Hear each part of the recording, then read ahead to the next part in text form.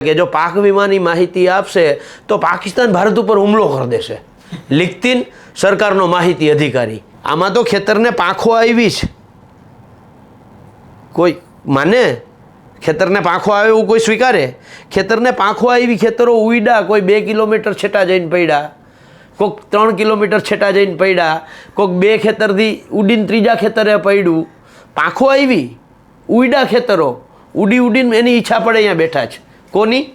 તાકે જે માપણી કરતા હતા એની, અને માપણી હારે જે સેટ થયેલા નેતાઓ હતા એની ઈચ્છા મુજબ ખેતર જઈને બેઠા.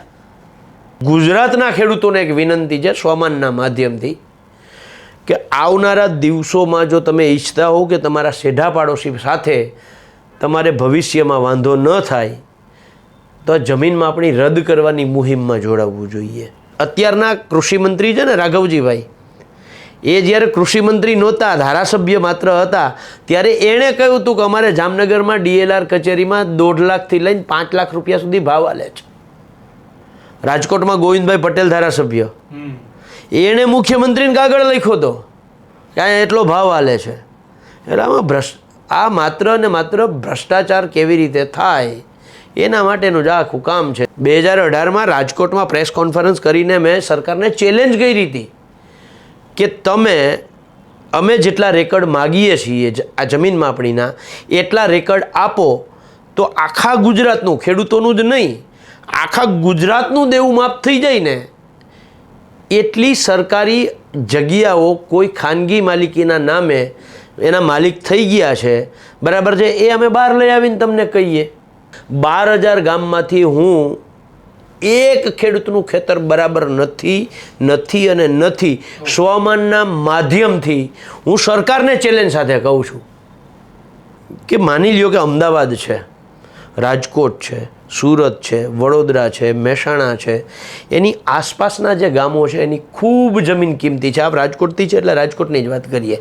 રાજકોટની બાજુમાં મુંજકા કે ઈશ્વરિયા, અહીંયા 1 વીઘાનો ભાવ 3 થી 4 કરોડ રૂપિયા છે. હવે ઈશ્વરિયાનો 100 વીઘાનો સરકારી ખરાબો આ જમીન માપણીમાં કોઈ ખાનગી વ્યક્તિના નામે બેસી ગયો. આ સ્વમાનના માધ્યમથી ખેડૂતોને એક માહિતી આપવા માગું છું કે તમે 7/12 જે કઢાવો એ 7/12ની અંદર જમણા ખૂણે અહીંયા તમારા ખેતરનો જો નકશો આવતો હોય તો માનવાનું કે તમારા ગામમાં પ્રમોલ્ગેશન થઈ ગયું છે, એટલે કે આ ભૂલ ભરેલી જમીન માપણી છે એને સરકારે માન્યતા આપી દીધી છે. જો અહીંયા નકશો આવતો હોય તો તમે 100% ઇફેક્ટેડ છો અને છો. આ મારી વાતનું સરકારે અત્યાર સુધીમાં ખંડન પણ નથી કર્યું કે આ ખોટું બોલે છે. એનો અર્થ એવો કે હું સાચું કહું છું. જો હું ખોટું ગેરમાર્ગે દોરતો હોઉં ખેડૂતોને ક્યાંક એવું હોય તો સરકારે મારી ઉપર કેસ કરવો જોઈએ ને. સરકારે મારી સામે કાયદેસરના પગલાં લેવા જોઈએ. DILR કચેરીની આસપાસ એક આમ શું કહેવાય લોહી ચૂસવાવાળા દલાલો છે. એને ખબર છે કે આ ભાઈ 5 વખત આવ્યો હજી મેળ પડતો નથી, એટલે ધીરેકથી ચા પીવા બોલાવે, શું છે, કયું ગામ, ક્યાંથી આવો છો, આ તે આટલા ધક્કા. અરે સાહેબ મારા જાણીતા છે, હું કરાવડાવી દઈશ. થોડોક ખર્ચો થાય. થોડોક ખર્ચો જે છે ને એ ખર્ચો એ જે તે વિસ્તારની જમીનની કિંમત ઉપર છે. 5 વીઘાથી લઈ અને 25 વીઘા સુધી જમીન ગયું એવું મારી પાસે 32 ખેડૂતોનું લિસ્ટ છે. સ્વમાન તરીકે ફેસબુકમાં લખો કે આ જમીન માપણીમાં જે ખેડૂતોને વાંધા હોય એ પોતાનું નામ, ગામ અને ડિટેલ મોકલો. તમને ખેડૂતો આપશે કે મારી એટલી જમીન ઓછી થઈ ગઈ, મારે એટલી જમીન ઓછી થઈ, તમે જવાબ દઈને થાકી જાઓ. સરકાર સમજવા માંગતી નથી. શું કામ?